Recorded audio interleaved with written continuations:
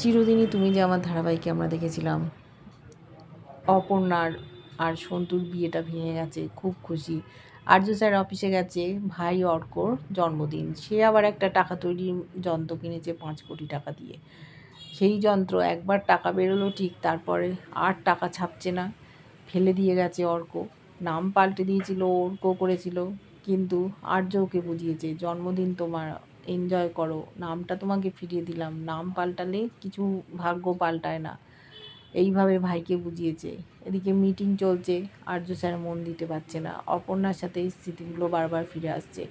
অপর্ণা আবার ওর বান্ধবীকে জানিয়েছে ও একটা চিঠি লিখেছে, আর্য স্যার তো নিজে ভালোবাসে এই কথাটা বলছে না, ওর সাথে কাটানো মুহূর্তগুলো সমস্ত চিঠিতে লিখেছে। কিভাবে প্রথম দেখা হয়েছিল, কলেজে চেক দিয়ে দিয়েছিল, সমস্ত কথাগুলো লিখেছে চিঠিতে।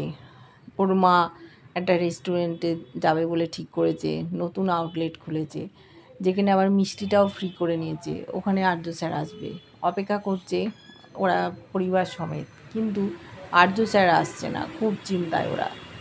আর্য স্যার কি আদৌ আসবে নাকি ভুলে গেল, এরকম তো কখনো ঘটেনি। দেখতে থাকবো।